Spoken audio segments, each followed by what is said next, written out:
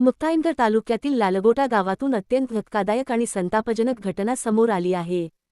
गावाला पाणीपुरवठा करणाऱ्या विहिरींमध्ये मानवी विष्ठा आणि लघवी टाकल्याचा गंभीर आरोप करण्यात आला आहे।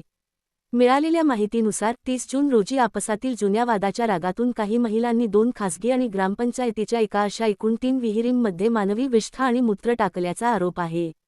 या विहिरींमधूनच गावाला पाणीपुरवठा केला जात असल्याने ग्रामस्थांनी ते पाणी वापरणे बंद केले आहे। फासेपारधी समाजाच्या परंपरेनुसार अशा प्रकारे दूषित झालेले पाणी वापरल्यास सामाजिक बहिष्काराची भीती असल्याने ग्रामस्थांनी या विहिरींचाच वापर बंद केला आहे। त्यामुळे नागरिकांना बंद असलेल्या हातपंपावरील पाण्यावर अवलंबून राहावे लागत असून मोठ्या अडचणींचा सामना करावा लागत आहे। या प्रकरणी संबंधितांवर कठोर कारवाई करण्याची मागणी ग्रामस्थांकडून होत आहे। आम्ही ग्रामपंचायत अधिकारी ग्रामपंचायत हलखेडा लालगोटा येथे कार्यरत आहे। आमच्या गावामध्ये आम्ही जी पाणी टंचाई चालू आहे आणि आम्ही एक विहीर अधिग्रहित केली होती अनुलेखा दीपक पवार आणि अनुलेखा दीपक पवार व गावातील त्या लोकांचे पूर्ववैमनस्य होतं।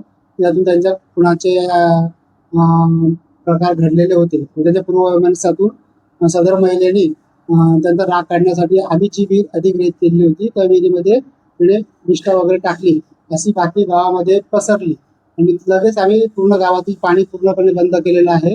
गावातील विहिरीतील पाण्याचा 2दा उपसा केलेला आहे, TCL टाकून पाण्याचा उपसा केलेला आहे।